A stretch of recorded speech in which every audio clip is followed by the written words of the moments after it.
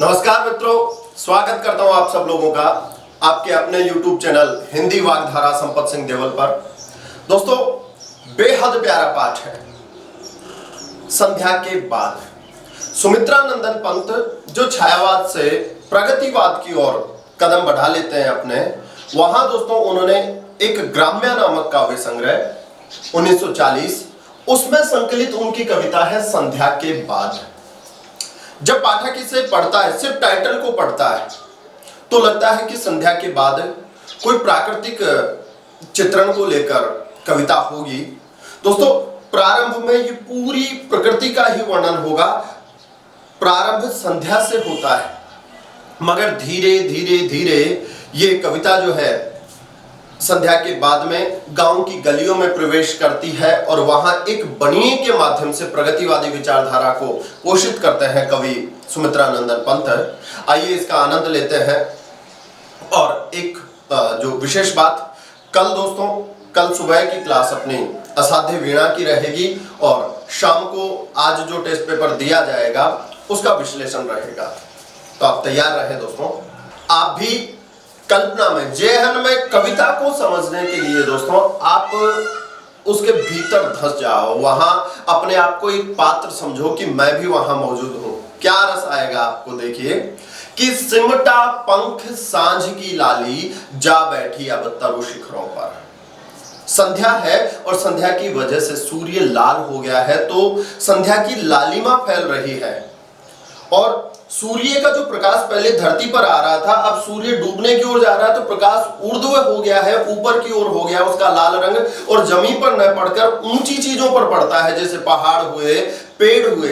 तो संध्या की लालिमा किस पर पड़ रही है दोस्तों? तरु शिखरों पर, पेड़ों की चोटियों पर। और पेड़ों की चोटियों पर जो संध्या की लाली है उसको कवि ने देखा है एक पक्षी की भांति, क्योंकि संध्या होते ही तमाम पक्षी अपने अपने घरों में आ जाते हैं, पेड़ों की टहनियों पर बैठ जाते हैं। जिस तरह से पेड़ की टहनी पर संध्या के समय पक्षी अपने पंख समेट कर बैठते हैं, वैसे ही संध्या भी यूं लगता है जैसे मानो यहां मानवीकरण है, संध्या बैठ गई इसमें कि सिमटा पंख सांझ की लाली, जा बैठी अब तरु शिखरों पर।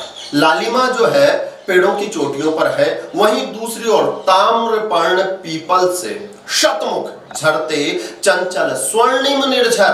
दोस्तों, स्वर्ण संज्ञा से इम प्रत्यय लगकर विशेषण बना है स्वर्णिम निर्झर, सुनहरे झरने।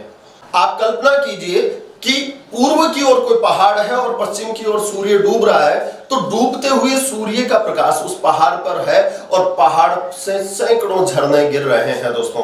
तो पीताभ लिए हुए है डूबता हुआ सूर्य, तो ताम्रपर्ण पीपल से, जैसे कोंपले होती है तांबई वर्णी तांबे के रंग की पीपल की, ऐसे उपमा है ताम्रपर्ण पीपल से शतमुख सैकड़ों मुंह वाले झरते चंचल स्वर्णिम निर्झर। पहाड़ों से पीले रंग को अपने भीतर समेटे हुए पीले रंग का पानी जो कि सूर्य के प्रतिबिंब से लग रहा है, ऐसे सैकड़ों झरने भी गिर रहे हैं।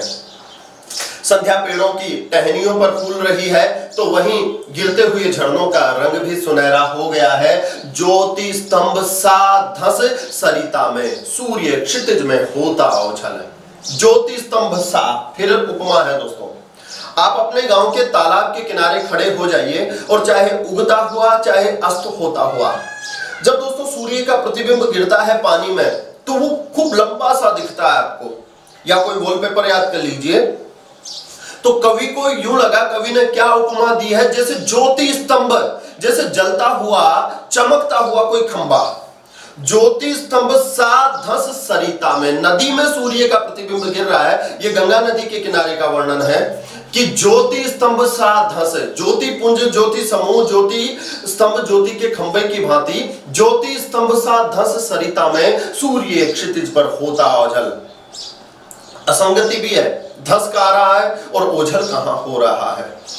ऐसा लगता है कि इस नदी में सूर्य धंसता जा रहा है और जिसकी वजह से वो पश्चिम में ओझल होता जा रहा है। ज्योति स्तंभ सा धस सरिता में, सूर्य क्षितिज पर होता ओझल, वृहद जिम विश्लथ कैचुल सा, लगता चित कबरा गंगा जल। दोस्तों, वृहद यानी होता है विशाल, जिम, जिम यानी थका हुआ, मंद, बांका, टेढ़ा, वक्र। वृहद जिम विश्लथ, विश्लथ यानी विशेष रूप से थका हुआ। कैचुल, कैचुल कौन धारण करता है दोस्तों? कैचुली, कैचुली नाग धारण करता है, सांप धारण करता है। तो यहां गंगा जल को या पूरे गंगा जी को ही सांप की उपमा दी गई है।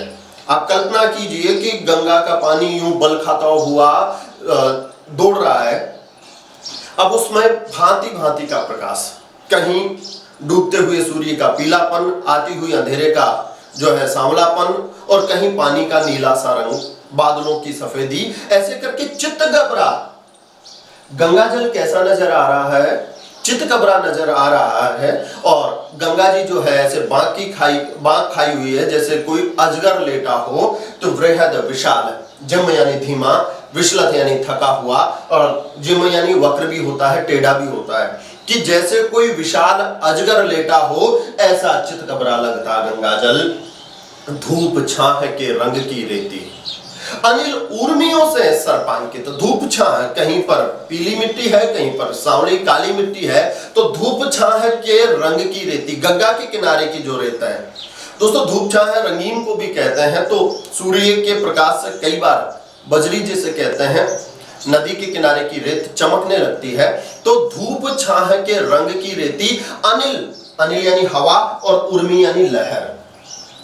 अनिल उर्मियों से सर्पांकित, तो जो गंगा नदी है उसके निकट की जो रेत है, हवा के कारण, जैसे मारवाड़ में, मरुस्थल में आप देखते हो कि धोरे बन जाते हैं, सर्पांकित जैसे सांप गया हो, या फिर लहर आती है जाती है, लहर आती है जाती है, उसकी वजह से भी किनारे किनारे पर जैसे सांप वहां लौट कर गए हो, सांपों के चलने का निशान होता हो, ऐसा लगता है।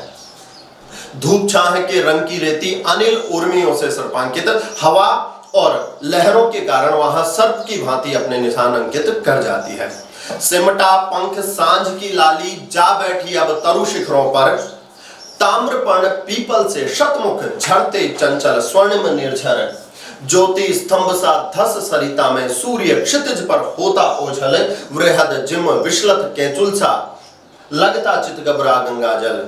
धूप छाह के रंग की रेती, अनिल उर्मियों से सर्पांकित। अभी तो प्रकृति चित्रण हो रहा है, सिर्फ संध्या आपके विचार में लाना चाह रहा है। कवि चाहता है कि हर पाठक को संध्या का एहसास हो जाए। नील लहरियों में लोडित पीला जल, रजत जलद से बिंबित। नील लहरियां, नदी का पानी कैसा है? नीला है, और लहरियां ले रहा है कि नील लहरियों से लोडित। दोस्तों लोडित में आ उपसर्ग लगाओगे तो आलोडित, और आलोडित यानी मिलना, उन नीली लहरों में ही मिल गया है पीला जल। कहीं पर तो पानी का जो वास्तविक रंग नजर आता है स्वच्छ होने के कारण नीला, तो कहीं पर सूर्य के प्रतिबिंब के कारण पीला, तो कहीं रजत जलद, आकाश में छितरे हुए सफेद बादल है, उनका भी प्रतिबिंब पानी में नजर आ रहा है। तो कहीं नीला, कहीं पीला। नील लहरियों में लोडित पीला जल, रजत जलद से बिंबित, सिकता सलिल समीर सदा से, स्नेह पाश में बंधे समुज्वल। अनुप्रास देखिए, सिकता सलिल समीर सदा से, स्नेह पाश में बंधे समुज्वल। सिकता कहते हैं रेत, सलिल कहते हैं पानी को, सिकता सलिल, और समीर हवा का झोंका। हाँ दोस्तों, सिकता सलिल समीर सदा से, आज से नहीं, इनका पुरातन प्रेम है। कवि कहता है कि रेत, पानी और हवा ये आपस में मिले हुए हैं। स्नेह पाश, प्रेम का बंधन। अब देखो यहां अगर अलंकार की बात करें, कारक की बात करें, तो स्नेह का बंधन होगा, स्नेह का पाश होगा। मगर दोस्तों मैंने पिछले वीडियो में भी बात की थी कि जहां काके की होता है, संबंध कारक होता है, वहां पर भी रूपक अलंकार होता है। तो कैसा पाश है, कैसा बंधन है? ये स्नेह रूपी बंधन, कि रेत, पानी और हवा हमेशा से ही एक प्रेम के बंधन में बंधे हुए हैं, और ये प्रेम का बंधन उनके सौंदर्य को समुज्वल करता है। जैसे तीन मित्र, तीन रूममेट एक साथ रहते हैं, कभी किसी का शर्ट कोई पहन ले, हाँ धन्यवाद साथियों, कभी किसी का शर्ट कोई पहन ले, कभी किसी का कोई पहन ले, एक दूसरे का आवरण सा लेते रहते हैं ना। तो ये तीन चीजें, सिकता, सलील और समीर। रेत, पानी और हवा ये भी एक दूसरे का आवरण ओढ़े रहते हैं। देखो प्रेम के कारण कि अनिल पिघलकर सलील, कभी हवा तो पिघलकर पानी बन जाती है। बरसात के दिनों में हवा का झोंका आया और उसी के साथ पानी आ जाता है तो ऐसा लगता है कि जैसे हवा ही पानी हो रही है। तो अनिल पिघलकर सलील, कभी जो हवा है वो तो पिघलकर पानी बन जाती है, और सलील जो गति द्रव खो, और सलील जो है उस जिसकी गति तरल है वो कभी अपनी तरल गति खोकर बन जाता है लवोपल। लवोपल कहते हैं दोस्तों ओले को। हाँ वो होता है ना ओले ओले ओले, तो ओला ठोस होता है। तो कभी जो वायु है वो तो तरल हो जाती है और जो तरल है वो ठोस हो जाता है। कवि कहता है कि रेत, पानी और हवा का जो मैंने संगम देखा है, तो ये बरसात, ये ओले एक दूसरे के प्रेम के कारण ही ऐसे बरसते हैं कि सिकता सलील समीर सदा से स्नेह पास में बंधे समुज्वल। अनिल पिघलकर सलील और सलील जो गति द्रव को बन गया हो लवोपल। उसी संध्या के वातावरण से कवि प्रकृति से फिर मानव व्यवहार की ओर आता है कि शंख घंट बजते मंदिर में, लहरों में होता लय कंपन। मोर मेरे साथ काव्य का पूरा आनंद लेते हैं, यूं लगता है कि वो भी वाचन कर रहे हैं आप श्रोताओं को सुनाने के लिए। इनका नेपथ्य बड़ा प्यारा लगता है। प्रारंभ में मुझे थोड़ी सी हिचक सी होती थी कि रिकॉर्डिंग में इनके स्वर आता है, मगर बाद में जब मैंने सुना तो मुझे मोह हो गया है। आप भी ये मान लो कि ये चलेगा अपना, कि शंख घंट बजते मंदिर में, लहरों में होता लय कंपन। शंख और घंटा ध्वनि जो है मंदिर में हो रही है, संध्या हो रही है, तो शंख घंट बजते मंदिर में, लहरों में होता लय कंपन, और जो आरतियां हैं उनकी लय आ रही है, इनका स्वर आ रहा है, तो यूं लगता है कि जैसे लहरें उसके कारण वाइब्रेट हो रही है, कंपित हो रही है। शंख घंट बजता मंदिर में, लहरों में होता लय कंपन, और दीप शिखा सा, फिर उपमा है दोस्तों, खूब जगह इसमें उपमा अलंकार आए हैं कि दीप शिखा सा, दिए की जैसे लो ऊपर उठती है, दीप शिखा सा ज्वलित कलश। दोस्तों कलश मंदिर के शीर्ष पर पीतल का एक, आप जानते हो मैं बहुत ज्यादा अकारण ही समझाने का प्रयास कर रहा हूं। दूसरी बात, उस पे कलश पर डूबते हुए सूर्य का प्रकाश जो है वो पड़ता है, जिससे वो और भी चमकने लगता है। यूं लगता है जैसे दिए की लो मंदिर के गुंबद के ऊपर हो। तो दीप शिखा सा ज्वलित कलश, नभ में उठकर करता निरांजन। निरांजन का अर्थ होता है आरती करना, श्रद्धा भरना। नभ में उठकर करता निरांजन, आकाश में ऊपर की ओर ऊर्ध्व होकर आरती करता सा प्रतीत होता है। तट पर बगुलों सी वृद्धाएं विधवाएं जप ध्यान में मग्न। अब यहां से दोस्तों धीरे धीरे प्रगतिवाद प्रारंभ होता है। प्रगतिवाद में शोषक और शोषित दो पात्र तो है, साथ में नारी पीड़ा भी अपना मुख्य महत्व रखती है दोस्तों। तो तट पर बगुलों सी वृद्धाएं विधवाएं, किसके समान? बगुलों के समान। जो विधवाएं हैं, जो वृद्धाएं हैं, वृद्धाएं हैं उनका शीर्ष, उनका सिर जो है सफेद है, विधवाएं हैं उनके वस्त्र सफेद है दोस्तों, और वो यूं लगते हैं जैसे तट पर, तट के किनारे वृद्धाएं हो। नंबर एक तो उपमा देने का कारण। दूसरी जप ध्यान में मग्न। बगुला पानी में खड़ा होकर, बगुला भगत कहते हैं, उसके विचार कुछ और ही चलते रहते हैं और लोगों को लगता है कि जैसे वो तो ध्यान में मग्न है। यहां पर भी तो ये वृद्धाएं और ये विधवाएं अपने अतीत को, जो जीवन उन्होंने गुजार दिया है, व्यर्थ ही गंवा दिया है। पता नहीं वो जब ध्यान कर रही है या अपने ही भीतर, उनके भीतर कोई मंथन चलता है। तो इसलिए कवि ने यहाँ बगुलों सी उपमा दी है कि तट पर बगुलों सी वृद्धाएं विधवाएं जप ध्यान में मग्न, और मंथर धारा में बहता जिनका अदृश्य गति अंतर रोदन। नदी की जो मंथर धारा बहती है, देखो मंथर का अर्थ होता है धीमा। कितना प्यारा नाम है दोस्तों, आप प्रत्यय लगाकर स्त्रीलिंग बना दिया गया और किसी का नाम मंथरा रखा। धीमी, धैर्यवान, बड़ी गंभीर, मगर आंख का अंधा नाम नयन सुख। जैसे ही पता चला कि राज्य का उत्तराधिकारी भगवान राम को बनाया जा रहा है, तो तुरंत गई यारी, ओ मेरी भोली रानी, कुछ खबर भी है। और इस नाम के साथ ऐसा रूढ़ हुआ वो कि अब किसी के भी घर में कोई मंथरा नाम रखने से कतराता है दोस्तों। बाकी नाम बहुत प्यारा है, मंथर से मंथरा बना है, मंथर यानी धीमा। तो मंथर धारा में नदी की जो धीमी धीमी धारा बह रही है, जिनमें बहता उनका अदृश्य गति अंतर रोदन, उनका जो हृदय रोता रहता है, किसका? विधवाओं का और वृद्धाओं का। वो ऐसा लगता है कि जैसे आंसू आंखों से न बहकर इस नदी की मंथर धारा में उनका जो अदृश्य, जो लोगों को दिखता नहीं है, वो अंतर रोदन बह जाता है।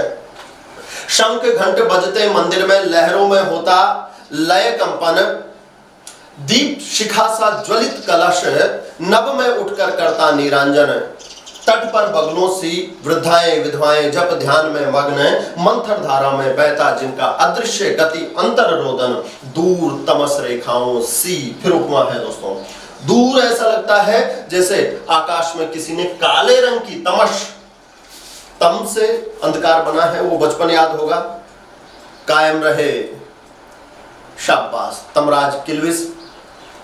तो दूर तमस रेखाओं सी, ऐसा लगता है दूर आकाश में काले रंग की रेखाएं खींच दी गई हो। आपने कोई सीनरी देखी हो, कोई चित्र देखा हो, उसमें पक्षियों के ऐसे चित्र बना दिए जाते हैं। तो आकाश के कैनवास पर किसी ने दूर तमस रेखाओं से काले रंग की रेखाएं खींच दी है, बस उड़ती पंखों की गति सी चित्रित। विरोधाभास और उपमा, चित्रित भी है मगर उनमें गति है, और सी है तो उपमा तो है ही। आकाश में उड़ते हुए पक्षी यूं लगते हैं जैसे मान लीजिए किसी ने वहां चित्र बनाया मगर उन चित्रों में क्या हो? गति हो। एक पक्षी होता है दोस्तों, शकरा, शकरा कहते हैं उसे, बाज की ही प्रजाति में आता है, और उसमें वो एक हुनर है कि वो आसमान में एक ही जगह पे, और तो उड़ते रहते हैं, वो एक ही जगह पे नीचे जमीन पर अपने शिकार को देखकर कई देर तक एक जगह पर यूं खड़ा खड़ा उड़ता रहता है। मान लीजिए ऐसा कोई पक्षी नजर आता है तो कवि ने कर दिया, यूं लगता है कि जैसे आकाश में किसी ने गतिमान चित्र खींच दिया हो। दूर तमस रेखाओं से उड़ती पंखों की गति सी चित्रित, सोन खगों की पाती आर्द्र ध्वनि से नीरव नभ करती मुखरित। दोस्तों सोन खग, सोन पक्षी, सोहन पक्षी भी कहते हैं, सोन चिरैया भी कहते हैं, गोडावण भी कहते हैं। द ग्रेट इंडियन बस्टर्ड नाम से ये एक पक्षी है जिसका वैज्ञानिक नाम जो मैं बोल रहा हूं वो है। दोस्तों ये पाती में उड़ते हैं, आपने गांव में देखा होगा सारस जैसा, और ये यूं आते हैं पंक्तिबद्ध कतार में, लंबी लंबी सी। अब बहुत लुप्त सा हो गया है, हमारे बाल्यकाल में आते थे और बड़ा कौतूहल हो जाता था इन्हें देखना में, और ये क्रां क्रां क्रां क्रां क्रां क्रंदन करते थे जैसे मानो रो रहे हों। तो सोन खगों की पाती, उन सोन पक्षियों की पाती, ये तद्भव है दोस्तों, यहां पंक्ति। आकाश में जो गोडावण पक्षी है, जो सोन पक्षी है, वो पंक्तिबद्ध उड़ते हैं और जब बोलते हैं तो क्रंदन होता है, वो गाते हो चाहे हंसते हो, मगर लगता ऐसा है जैसे रो रहे हो। कुरजा के लिए भी यही कहा जाता है कि वो रात्यों जो सारस कुरलिया गूंज रहा सब ताल, जारी जोड़ी बिछड़े मारा कौन हवाल। तो जब वो कुरजा बोलती है तो सोन खगों की पाती आर्द्र ध्वनि, यहां कवि ने पूरी ताकत लगा दी है। आर्द्र का अर्थ गीला है दोस्तों, और ध्वनि तो गीली ध्वनि से मतलब है करुणामय पुकार, करुणामय ध्वनि नीरव नभ को करती मुखरित। ऐसे तो आकाश शांत है, नीरव, जहां कोई स्वर नहीं हो, उस नभ को भी मुखरित कर जाती है, उस नभ में भी स्वर भर जाती है जो नीरव है। आकाश के साथ विशेषण जो होता है वो खामोश शांत लगता है। आकाश सा सूनापन मेरे तन्हा जीवन में, वहां पर भी उपमा है, आकाश सा सूनापन, जैसे आकाश में एक सूनापन है, खामोशी है, तो यहां नीरव नभ को करती मुखरित। शांत आकाश, संध्या के समय कोई चहल पहल कहीं नहीं है, अचानक आकाश की ओर सबकी नजरें उठ जाती है, क्योंकि पंक्तिबद्ध जो ये सोन पक्षी है ये जाते हैं और इनकी क्रंदन सबको सुनाई देती है। स्वर्ण चूर्ण सी उड़ती गोरज, किरणों की बादल सी जल के। फिर उपमा है सी, ऊपर सूर्य का सुनहरा रंग, और जब पक्षी आते हैं, गायें आती है, गोधूली बेला, तो उनके खुरों से उड़ने वाली जो धूल है स्वर्ण चूर्ण सी, जैसे लगता है सोने का चूर्ण बनाकर उड़ा दिया हो, उड़ती गोरज और किरणों की बादल सी जलकर, और ऊपर आकाश में उठकर वो यूं लगती है जैसे किरणों का किसी ने बादल जला दिया हो जिसका सुनहरा धुआं निकल रहा हो। कोई कल्पना है दोस्तों। भाव यह है कि संध्या के समय जब गायें लौटती है तो उनके खुरों से उड़ने वाली धूल आकाश में सुनहरी नजर आती है। स्वर्ण चूर्ण सी उड़ती गोरज किरणों की बादल सी जलकर, और सनन तीर सा जाता नभ में ज्योतित पंखों कंठों का स्वर।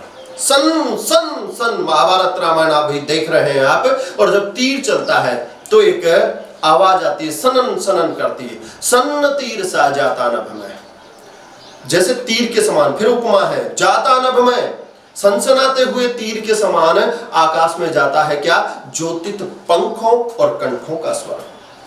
पक्षी उड़ रहे हैं। कभी आपने कबूतरों को दाना डाला हो तो वो जब घूम कर आते हैं तो एक स्वर आता है, सं सं किसी हवा आती है, तो सन तीर सा, एक वो तो उनके पंखों की आवाज है। और ज्योतित दोस्तों सफेद रंग के पक्षी हैं, और अगर उन पर डूबते हुए सूर्य का प्रकाश पड़ रहा है तो वो भी चमकने लगते हैं। और कंठों का स्वर, तो उन पक्षियों के पंखों और कंठों का स्वर जो है वो सन्न सन सा लोगों को सुनाई दे रहा है। सन्न तीर सा जाता नभ में, ज्योतित पंखों कंठों का स्वर, चमकते हुए पंखों और उनके कंठों का स्वर सन्न सन्न सुनाई देता है। पंख युक्त सायक सी हंस बला का, वहां जब कल पढ़ेंगे तब पता चलेगा कि सन्न तीर सा जाता नभ में, ज्योतित पंखों कंठों का स्वर, और लोटे खग, गायें घर लौटी। संध्या के समय हर कोई अपने घर की ओर आ रहा है, आरती एक तरफ हो रही है, पक्षी आ रहे हैं, लोटे खग, सारे पक्षी। ख का अर्थ होता है दोस्तों आकाश, और गय का अर्थ होता है गमन करना। तो लोटे खग, गायें घर लौटी, गायें भी अपने घर लौट रही है, और साथ ही लोटे कृषक, किसान भी जो सुबह खेतों पे गए थे वो भी लौट रहे हैं। सुबह तो नहा धोकर गए, बड़े ऊर्जावान गए, मगर अब कैसे आ रहे हैं, लोटे कृषक श्रांत स्लथ डगधर। श्रांत यानी थके हुए, और श्लथ यानी धीमे धीमे, डग धरना दोस्तों कदम बढ़ाना। दिन भर खेतों में मेहनत की है, और अब मेहनत करने के बाद सब अपने घरों को लौट रहे हैं, तो उनका चेहरा जो है मेहनत करने से श्रांत, थका हुआ सा लग रहा है, थकान देह में है, तो कदमों पर भी धीमी धीमी सी जो है वो मेहनत के कारण कदम भी धीरे धीरे उठ रहे हैं। शांत स्लत डगधर, छिपे ग्रहों में म्लान चराचर। अब मलिनता आ रही है, संध्या की वजह से अंधकार। छिपे गृहों में म्लान चराचर, जितने भी चर अचर प्राणी है, जीव है, वो सब, चाहे पक्षी हो, चाहे गाय हो, चाहे किसान हो, सब अपने घरों में आ गए हैं, और छाया भी हो गई अगोचर। अब अंधकार इस कदर बढ़ने लगा है कि छाया भी नहीं है, क्योंकि सूर्य जब छिप गया है तो छाया का कारण तो प्रकाश है, प्रकाश भी नहीं है, तो छाया भी हो गई अगोचर। अब छाया भी लोगों को नजर नहीं आती है। गो यानी इंद्रियां भी होता है, गोचर जो इंद्रियों के सामने है, और अगोचर जो इंद्रियों के वश की बात नहीं है, इंद्रियों से दूर, और यहाँ विशेष इंद्रियां जो देख सके। छाया भी हो गई अगोचर, आंखों के सामने से छाया भी ओझल हो रही है। कवि धीरे धीरे दोस्तों अब प्रकृति के वातावरण को छोड़कर ग्रामीण चित्रण में लोगों की आर्थिक दशा की ओर उतरेगा, वहां प्रगतिवाद हावी हो जाएगा। संध्या के परिवेश में कवि की नजर फिर जाती है राह की ओर कि किसान आदि सब लौट आए हैं, तो लोटे पैंट से व्यापारी भी। पैंट दोस्तों बाजार को कहते हैं, हटवाड़ा जहां होता है, विपणन के अंदर जो होता है, और एक शब्द चल गया कि उसकी तो पैंट है, तो उसी बाजार से ये पैंट है। तो लोटे पैंट से व्यापारी भी जाते घर उस पार नाव पर। जो दूर कस्बे में व्यापार करते हैं, गांव के रहने वाले हैं, वो व्यापारी कस्बे से गांव में आ गए हैं, लोटे पैंट से व्यापारी, और जाते घर उस पार नाव पर, और नदी को नाव से पार करते हुए उस पार जा रहे हैं। और कुछ किसान जो माल बेचने के लिए अपनी घोड़ा गाड़ी या ऊंट गाड़ी से गए थे, सर्दी का वर्णन है, आप तो यूं ले लीजिए जैसे मान लीजिए मूंगफलियां बेचने गए थे, तो ऊंटों घोड़ों के संग खाली बोरों पर बैठे हुक्का भर। कुछ व्यापारी अपने ऊंटों और घोड़ों को साथ लेकर थोड़ा सा विश्राम करा देते हैं इन्हें, और जो जाते समय बोरियां भर के ले गए थे उन्हें बिछा लिया है और उन पर हुक्का भर लिया है। या दोस्तों वो परिवेश बदल चुका है। वरना ऐसा होता था कि कई सारी ऊंट गाड़ियां गांव में से माल लेकर कस्बे में जाती थी बेचने के लिए, और जब वापस आते थे तो पीछे की जितनी ऊंट गाड़ियां थी उनके सवार जो थे वो आगे ही आगे वाली में एक में बैठ जाते थे। पांचों जने मान लीजिए 5 गए तो एक ही गाड़ी में बैठ जाते, और वो 5 के अलावा जो 4 ऊंट गाड़ियां हैं वो अपने आप उस एक को पीछा करते करते आ जाया करती थी। और बैठे हैं तो उनका प्रिय शगुल वहां पर वो हुक्का भर लेंगे, और फिर हुक्का बार बार बार हुक्का बार। कई लोग, कई नहीं अधिकांश लोग आप जो मेरे साथ हैं उन्होंने ये परिवेश भोगा है दोस्तों, और बहुत प्यारा और बहुत शुद्ध परिवेश।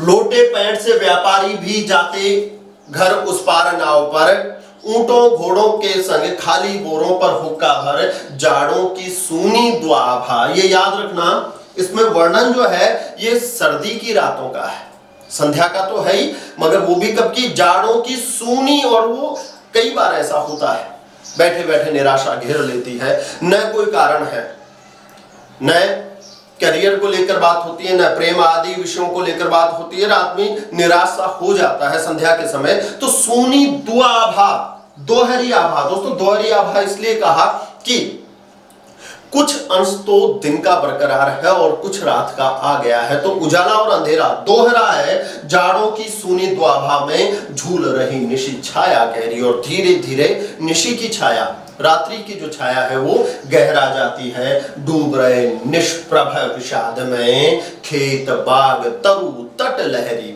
जिनका वर्णन कर रहा है कवि। खेत बाग पेड़ किनारे और वो लहरें, वो एक निष्प्रभ प्रभा खोकर, अपने चमक खोकर संध्या के अंधकार में, रात्रि के अंधकार में धीरे धीरे डूबते जाते हैं। विरहा गाते गाड़ी वाले, भूख भूख कर लड़ते कुकर, हुआ हुआ करते सियार, देते विषण निसी बेला को स्वर। बस रात हो गई है, सब लोग संध्या होते ही पहले से थके हुए थे, सर्दी में रात जल्दी हो जाती है, दिन जल्दी ढल जाता है, तो चारों तरफ खामोशी पसरी पड़ी है। कभी कभी आवाज आती है बिरहा गाते गाड़ी वाले, जो गाड़ी वाले आ रहे हैं सामान बेचकर, जिनका गांव दूर है, वो गाड़ी वाले गाड़ी धीरे हाँक रहे, या फिर चाल घोड़ा उतावड़ो दिन थोड़ो घर दूर, काग उड़ावे कामणी जोबन सु भरपूर। ऐसे कोई गीत गाते आ रहे हैं, विरहा गाते, विरह के गीत जो घर से दूर है, विरहा गाते गाड़ी वाले। और फिर कभी कभी भौंक भौंक लड़ते कुकर, या फिर गांव की गलियों के सूनेपन को तोड़ देते हैं उनमें भौंकने वाले कुत्ते, या फिर दूर खेतों से हुआ हुआ करते सियार, सियारों की आवाज आती है। देते विषण, व्यंजन संधि में बताया था दोस्तों, प्रसन्न का विलोम विषण होता है। सन्न के आगे जब भी उपसर्ग लगाओगे तो सब ये मूर्धन्य में हो जाएंगे और शब्द वो बन जाएगा। देते विषण, विषण यानी दुखी निशी बेला, ये जो दुख देने वाली निशा है उसमें सब लोग चुप पड़े हैं, इसे स्वर देते हैं। कौन कौन देते हैं, प्रश्न भी बन सकता है कि कवि के अनुसार जो सर्दी की दुखियारी रात है उसे स्वर देते हैं बिरहा गाते गाड़ी वाले, भोंक भोंक लड़ते कुकर, और हुआ हुआ करते सियार। ये तीनों उसकी खामोशी को तोड़ देते हैं। माली के मड़ई से उठकर नभ के नीचे नभ सी धुमाली। मड़ैया में दोस्तों, मड़ैया कहते हैं झोपड़ी को, खपरेल की जो झोपड़ी होती है। माली की मड़ई से उठकर, संध्या हो गई है, चूल्हा जलाने का समय है, और सब घरों में चूल्हे गांव में साथ जलते हैं दोस्तों। तो माली की मंडई से उठकर, उसकी छान उसके छप्पर से उठकर, और धुआं दोस्तों सर्दी में आपने देखा होगा आपके गांव के बिल्कुल सटकर जो खेत है, गांव का सारा धुआं जो चूल्हा जलाते हैं लोग, वो गांव से बाहर जाके खेतों से, सरसों के खेतों से जरा सा ऊपर हो जाता है, तो वो यूं लगता है कि आकाश ही दो हो गए। नभ के नीचे नभ सी, धुआं को उपमा दी है। माली के मंडई से उठकर नभ के नीचे नभ सी धुमाली, आकाश के नीचे एक और आकाश के समान वो धुआं जम जाती है, और मंद पवन में तिड़ती नीले रेशम की सी हल्की जाली। और जब हवा चलती है, मंद झोंका आता है, तो उस हवा के झोंके से वो धुआं तैरने लगता है, तो ऐसा लगता है कि नीले रेशम की सी हल्की जाली, कोई बिल्कुल बारीक लेयर बिछा दी हो नीले रंग के रेशम के कपड़े का। बहुत प्यारी उपमा दी है धुआं को दोस्तों, कि माली के मड़ई से उठकर नभ के नीचे नभ सी धुमाली, और मंद पवन में तिरती नीले रेशम की सी हल्की जाली, उजली जाली। बत्ती जला दुकानों में, संध्या हो गई है, दियाबत्ती का समय हो गया है, लोग अपने घरों में हैं और वहीं गांव की छोटी छोटी दुकानें दोस्तों, हाँ, बत्ती जला दुकानों में बैठे सब कस्बे के व्यापारी। गांव में अमूमन दुकानें नहीं होती है दोस्तों, विशेषकर मेरे गांव में कोई दुकान नहीं है। आपके गांव में होगी, कई लोग विचार कर रहे हैं कि ऐसा कैसे है। जी हाँ दोस्तों, मेरे गांव की जो दुकान है उसमें सब्जी भी मिल जाती है, उसी में चप्पल जूते मिल जाते हैं, उसी में आपको कोल्ड ड्रिंक मिल जाती है, सिर दर्द करे तो हरे पत्ते वाली दवा भी मिल जाती है, और तो और पेट्रोल भी मिल जाता है। तो फिर मेरे गांव में वो दुकान नहीं है, मेरे गांव में तो शॉपिंग मॉल है। आपके गांव में छोटी मोटी दुकानें होगी। हाँ दोस्तों, तो गांव में जो दुकानें हैं, बत्ती जला दुकानों में बैठे सब कस्बे के व्यापारी, कस्बे के जितने व्यापारी हैं वो सब बैठ जाते हैं और मौन मंद आभा में, खामोशी चारों तरफ पसरी पड़ी है, आभा प्रकाश कम हो गई है, मौन मंद आभा में, और हिम की ऊंग रही लंबी अंधियारी, और सर्दी की लंबी अंधेरी रातें ऊंगती सी प्रतीत हो रही है। 7-8 बजे यूं लगता है कि रात बहुत गहरी हो गई है और इतनी लंबी रात कैसे कटेगी। मानवीकरण अलंकार है, हिम की ऊंग रही लंबी अंधियारी, धुआं अधिक देती है टिन की ढबरी, कम करती उजियाला, और मन से कढ़ अवसाद श्रांति, आंखों के आगे बुनती जाला। धुआं अधिक देती है टिन की ढबरी, लोगों ने उजाले के लिए जो व्यवस्थाएं कर रखी है वो टिन की ढबरी। दोस्तों, ढबरी आप जानते हैं, टिन यानी तो लोहे की और ढबरी यानी चिमनी। आपने खूब देखा होगा देहात परिवेश में, अपने तो खांसी की दवा वाली जो शीशी आती थी कांच की, उसी के छेद किया और बनाई चिमनी। एक बहुत प्यारा सा वाकया है, मेरी भांजी जब 3-3.5 वर्ष की थी, वो जयपुर में रहते हैं वो लोग, तो वो आई दोस्तों मेरे गांव, और यहाँ आते ही लाइट चली गई तो हमने रात को चिमनी जलाई। चिमनी जलाते ही वो मेरी दीदी से पूछती है कि मम्मी यहाँ मोमबत्ती के ढक्कन क्यों लगा रखा है। तो ये परिवेश, वो ढक्कन वाली मोमबत्ती, जब भी मुझे चिमनी मैं देखता हूँ, अब उसका वो बहुत बाल सुलभ बात याद आ जाती है कि ढक्कन वाली मोमबत्ती, तो ये डिबरी वो ढक्कन वाली मोमबत्ती है कि धुआं अधिक देती है कम करती उजियारा, धुआं तो ज्यादा देती है और उजाला कम करती है। धुआं अधिक देती है टिन की ढबरी, कम करती उजियारा, मन से कढ़ अवसाद श्रांत। दोस्तों, बनिया बैठा है और उसके वो टिन की ढबरी जल रही है और वो पूरी दुकान को रोशन कर दे, इतना भी उजाला नहीं है, धुआं खूब है। धुआं अधिक देती है टिन की ढबरी, कम करती उजियारा, और मन से कढ़, ये याद कर लेना, कढ़ जा मारे गरासो। ये मारवाड़ी या यूं कह दीजिए देशी शब्द है दोस्तों, और ग्रामीण शब्द है, और इसकी भाषा खड़ी बोली है। तो जब खड़ी बोली में ग्रामीण शब्द आता है तो ग्रामत्व दोष होता है। तो मन से कढ़ अवसाद श्रांति, उस बनिए के जो अवसाद तनाव है, श्रांति जो मानसिक थकान है, वो मन में दबा रखी थी। संध्या के समय कोई नहीं है, बस अंधेरा है, वो दोनों बैठे हैं। कौन दोनों? वो बनिया, वो और उसकी तन्हाई। हाँ, दोनों। आदमी कभी भी अकेला नहीं होता है, जब भी वो अकेला रहता है तो उसके साथ कोई ना कोई चुपके से आ जाती है, वो होती है उसकी तन्हाई। मैं और मेरी तन्हाई अक्सर ये बातें करते हैं। ऐसे में आदमी उस तन्हाई से बातें लग जाता है, तो वो बढ़िया अपनी तन्हाई से बात करता है, तो मन का अवसाद और श्रांति कढ़ के आंखों के आगे बुनती जाला, सारा दृश्य उसकी आंखों के सामने आ जाता है। धुआं अधिक देती है टिन की ढबरी, कम करती उजियारा, और मन से कढ़ अवसाद श्रांति, आंखों के आगे बुनती जाला। क्या सोच रहा है कि छोटी सी बस्ती के भीतर लेन देन के थोते सपने, वो बढ़िया छोटी सी बस्ती का व्यापारी है, दुकानदार है, और लेन देन के थोते सपने देखता है कि मैं इतना दे दूं, फिर उसका इतना ब्याज हो जाए, ये हो जाए, प्रगतिवाद आ रहा है। मगर दोस्तों, लेने वाले तो भले ही मिल जाए, मगर बढ़िया के पास ही देने को कुछ नहीं है। तो ये सारे सपने क्या है? ये थोते हैं। छोटी सी बस्ती के भीतर लेन देन के थोते सपने, दीपक के मंडल में मिल। बस उसके विचार, उसके सपने, जहां जहां उसके दिए का, उसकी चिमनी का उजाला है, उतनी ही परिधि में घूमते रहते हैं। दीपक के मंडल में मिलकर मंडराते गिर, सुख दुख अपने, उसके सुख दुख वो सारे उसी दुकान तक सिमट कर रह जाते हैं। कप कप कप कप उठते लोके संग कातर उर क्रंदन मूक निराशा। जैसे जैसे दिए की चिमनी की लो कप कपाती है, ऐसे उसके मन की कातर दयनीय मूक निराशा जो उसने आज तक किसी से कही नहीं, वो सारे भाव जो है बाहर की ओर आने लगते हैं। क्षीण ज्योति में चुपके से जो गोपन मन को दे दी हो भाषा। क्षीण ज्योति चिमनी का जो कमजोर प्रकाश है, यूं प्रतीत होता है जैसे किसी ने उसके गुप्त भावों को भाषा दे दी हो, गोपन मन को दे दी हो भाषा। जैसे उसके जो व्यथाएं जो उसने मन में गुप्त रखी थी उनको भाषा दे दी हो। बढ़िया का यहां से वर्णन प्रारंभ है दुकान में। वो दुकान में बस उसने बत्ती जला रखी है, उसका बहुत ज्यादा प्रकाश नहीं है और उस अंधकार में वो विचारों में खो जाता है। उसके सारे दुख उसके आंखों में नाचने लगते हैं, बाहर निकलने लगते हैं, विचार करने लगता है, मंथन करने लगता है, जैसे मानो ये अवसर पाकर किसी ने उसकी गुप्त व्यथाओं को जुबान दे दी हो।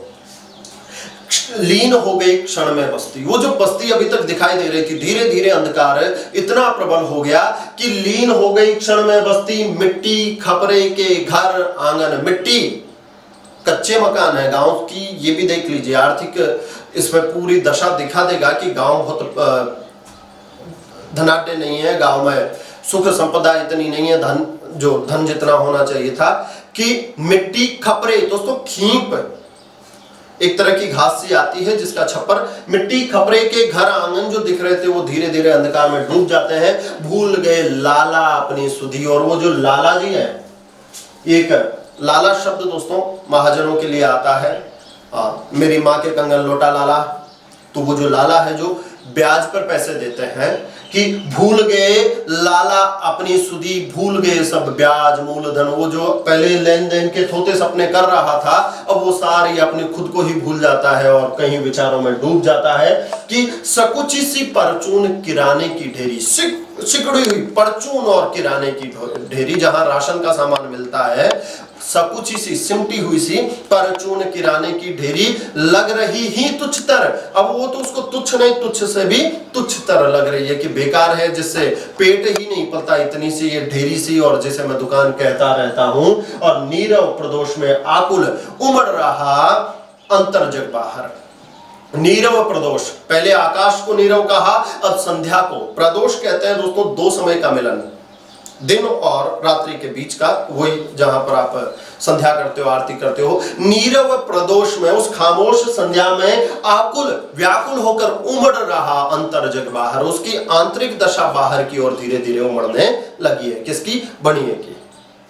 अनुभव करता लाला का मन छोटी हस्ती का सस्तापन। वो महाजन बैठा बैठा व्यक्ति के जीवन में अर्थहीन होना, छोटा होना कितना सस्ता होता है, कि अनुभव करता लाला का मन छोटी हस्ती का सस्तापन, जाग उठा उसमें मानव। और दोस्तों अब उस बनिए में मानवतावाद आ जाता है कि यार ये स्वार्थपरक जिंदगी कैसी, जाग उठा उसमें मानव। और असफल जीवन का उत्पीड़न, असफल होने वालों के जीवन की क्या पीड़ा होती है, ये सारी वो असफल व्यक्ति जो वो बढ़िया है उसके भीतर विचार मंडराने लगते हैं। दैन्य दुख अपमान ग्लानि चिर क्षुधित पिपासा मृत अभिलाषा। अर्थहीन होने पर व्यक्ति दीन है, दुख है, कोई सम्मान नहीं करता, खुद ही को ग्लानि होती है कि मैं अपने परिजनों के सुख की चीजें भी उन्हें नहीं दे सकता। कि दैन्य दुख अपमान ग्लानि चिर क्षुधित, चिरकाल से बाप दादाओं के समय से भूख घर की भाग ही नहीं रही है। चिर क्षुधित पिपासा मृत अभिलाषा, भूख और प्यास, और जिन्होंने अपनी इच्छाओं को दबा दिया और दबा दबा के मार ही दिया हो। मृत अभिलाषा, बिना आय की क्लांति, आमदनी नहीं होने के कारण चेहरे पर एक मायूसी है, थकान है, और हर कोई देखकर जान जाता है कि उसकी आमदनी उचित नहीं है। बिना आय की क्लांति बन रही उसके जीवन की परिभाषा, उसका आर्थिक स्तर क्या है, उसका चेहरा देखकर लोग बता देते हैं कि बिना आय की क्लांति बन रही उसके जीवन की परिभाषा जड़ अनाज के सदृश ही। जड़ अनाज दोस्तों, जो व्यापार या विशेष करके जो क्रय विक्रय का जो गांव में तरीका होता है वो नकद से नहीं होता है। वो दोस्तों कीड़ा, अनाज का ऐसा तरीका जिससे सामान खरीदा जाता है।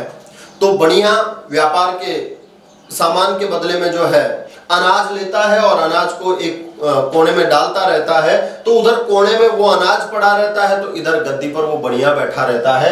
कि जड़ अनाज जो चलायमान नहीं है, जड़ अनाज के सदृश उपमा है ही वह दिन भर बैठा गद्दी पर। वो बढ़िया सुबह आकर अगरबत्ती जलाकर गद्दी पर बैठ जाता है, कोई ग्राहक आता ही नहीं है। तो दो चीजें अचल रहती है, वो अनाज और वो बढ़िया। वह दिन भर बैठा गद्दी पर, बात बात पर झूठ बोलता कोड़ी की स्पर्धा में मर मर के। हाँ दोस्तों, वो बात बात पर झूठ बोलता है, कोड़ी की स्पर्धा में मर मर के, कि इससे एक कोड़ी ज्यादा ले लूं, इससे एक कोड़ी ज्यादा ले लूं, और झूठ में कसम भी आपकी खाता है कि आपकी सौगंध। हाँ, बात बात पर झूठ बोलता कोड़ी की स्पर्धा में मर मर के, और फिर भी क्या कुटुंब पलता है। मगर इतनी झूठ, इतना अनाचार, इतनी बेईमानी करने के बावजूद फिर भी क्या कुटुंब पलता है, फिर भी क्या मैं अपने कुटुंब को उचित तरीके से पालन कर पा रहा हूं। रहते स्वच्छ सुगढ़ सब परिजन, क्या मेरे सारे परिवार वाले स्वच्छ और जो है स्वस्थ रहते हैं। बना पा रहा पक्का घर, मन में सुख है, जुटता है धन, क्या वो अपना पक्का मकान बना पा रहा है। मन में सुख है, जुटता है धन, क्या उसके पास पैसे हैं, क्या वो इसी विचारों में लगा रहता है। और खिसक गई कंधों से कथड़ी, विचारों में ऐसा डूब जाता है कि खुद की सुध भूल जाता है। दोस्तों, कथड़ी गुदड़ी को कहते हैं ओढ़ने का एक वस्त्र, बिछाने वाली गुदड़ी नहीं है। खिसक गई कंधों से कथड़ी, ठिठुर रहा सर्दी से तन, और बढ़िया का जो शरीर है वो सर्दी से ठिठुर रहा है, मगर वो विचारों में ऐसा डूबा है कि उसे शरीर की सुध ही नहीं है। सोच रहा बस्ती का बनिया, घोर विवशता का निज कारण। मैं विवश क्यों हूं, मैं लाचार क्यों हूं, ऐसा कारण उस बस्ती का बनिया धीरे धीरे विचारों में सोचने लगता है। लाला बढ़िया सोचता है कि मैं विवश क्यों हूं, सोच रहा बस्ती का बढ़िया घोर विवशता का निज कारण। अपने विवश होने का कारण क्या है वो सोच रहा है कि शहरी बनियों सा उठकर वह भी बन जाता क्यों नहीं महाजन। मैं बढ़िया हूं और शहर में रहने वाले भी तो मेरे ही भाई बंधु हैं, मेरे जैसे इंसान हैं, वो तो महाजन। तो शहरी बनियों सा उठकर मैं भी बन जाता क्यों नहीं महाजन। रोक दिए हैं किसने उसकी उन्नति जीवन के सब साधन। ऐसा कौन है जो मानव होने के बावजूद उसके जीवन में उन्नति के सारे साधन रोक दे। यही प्रगतिवाद है दोस्तों। प्रगतिवाद एक आर्थिक समानता चाहता है, वो विश्व बंधुत्व चाहता है, सब लोग सुखी हो, जितना धन हो सब लोगों में समान बंटवारा हो जाए। कार्ल मार्क्स के सिद्धांत पर चलता है दोस्तों। तो जन का सुख जन में रोक दिए हैं किसने उसके जीवन उन्नति के सब साधन। क्या ये संभव नहीं। बढ़िए के भीतर विचार आता है कि क्या ये संभव नहीं, व्यवस्था में जग का हो कुछ परिवर्तन। ये सारी चीजें जब आप प्रगतिवाद के बारे में कहीं लिखो पढ़ो तो याद रखना, प्रगतिवादी कवि जग परिवर्तन की चेष्टा रखते थे। तो क्या ये संभव नहीं है कि व्यवस्था में जग की हो कुछ परिवर्तन। और वो परिवर्तन क्या है कि मिलकर जन निर्माण करे जग। दुनिया मिलकर, लोग मिलकर एक नव विश्व का निर्माण करे और मिलकर भोग करें जीवन का। कुछ लोग जो धनी हैं वही जीवन का भोग कर रहे हैं, बाकी आते हैं जाते हैं पता ही नहीं चलता। तो मिलकर भोग करे जीवन का, सारे लोग मिलकर जीवन का भोग करे, जन विमुक्त हो जन शोषण से। दोस्तों, मनुष्य के द्वारा मनुष्य का ही शोषण होता है, उसके पीछे कारण है आर्थिक अव्यवस्था। एक रिक्शे में बैठा है और एक रिक्शे को खींच रहा है, अंतर है तो पैसे का। तो जन विमुक्त हो जन शोषण से। जब लोगों के पास बराबर पैसा हो जाएगा तो जन विमुक्त हो जन शोषण से और हो समाज अधिकारी धन का। धन पर समाज का अधिकार होना चाहिए, न कि धन का समाज पर। जन अधिकारी हो धन का। क्यों? क्योंकि दरिद्रता पापों की जननी। कोट करने लायक पंक्ति है, दरिद्रता पापों की जननी। जितने पाप करवाता है ये पेट करवाता है, इसलिए पेट के साथ विशेषण ही जुड़ा है कि पापी पेट। अयोध्या सिंह उपाध्याय हरिओध वो कहता है कि बहुत बुरी है पॉलिसी तेरी, औरों को पीस कर ही पलता सदा, तो बहुत बुरी है पॉलिसी तेरी। हम चाहते रहे पटाना ही तुझसे, ऐ पेट तेरी मुझसे एक न पटी। जब तक लोग पिसते नहीं है, चीज पिसती नहीं है, ये मान लो पेट पलता नहीं है। तो दरिद्रता पापों की जननी, मिटे जनों के पाप ताप भय, सुंदर हो अधिवास। अधिवास यानी घर, वसन वस्त्र और तन। जब धन आ जाएगा तो सुंदर हो अधिवास वसंतन और पशु पर फिर मानव की हो जाए। ये जो पाश्विक प्रवृत्ति आ गई है धन लोलुपता की और शोषण करने की, पशु पर फिर मानव की हो जाए, व्यक्ति नहीं। और कवि कहता है कि ये एक व्यक्ति की विचारधारा नहीं होनी चाहिए, व्यक्ति नहीं जग की परिपाटी, ये तो विश्व बंधुत्व का भाव होना चाहिए, पूरे विश्व में ये भावना आनी चाहिए। मगर दोस्तों ये भावना तब तक अच्छी लगती है क्योंकि ये कवि कहता है कि मजदूर और मैनेजर सब बराबर तनख्वाह पे हो, बराबर धन पे हो, तो मजदूरों को तो अच्छी लगेगी, मगर जिस दिन वही मजदूर मैनेजर बन जाता है उसी के विचार बदल जाते हैं। तो व्यक्ति नहीं जग की परिपाटी, दोषी जन के दुख क्लेश की, और जन का श्रम जन में बढ़ जाए और प्रजा सुखी हो। देश देश की, हर देश की प्रजा सुखी हो जाए जब धन का समान बंटवारा हो जाए। दोस्तों बढ़िया ऐसे सपने देख रहा है, सभी सर्वे भवन्तु सुखिनः, सभी लोग सुखी हो जाए, मगर बेईमान कब तक नहीं होता है आदमी, ईमानदार कब तक रहता है, जब तक बेईमानी का मौका न मिले। ये भाषण, ये लफ्जबाजी सब तभी अच्छी लग रही है जब उसके पास कोई ग्राहक नहीं हो आता है। और अचानक दोस्तों टूट गया वह स्वप्न वणिक का। अचानक उस बनिए के पास कोई ग्राहक आता है और जो विचारों में खोया हुआ था, टूट गया वह स्वप्न वणिक का, आई जब बुढ़िया बेचारी।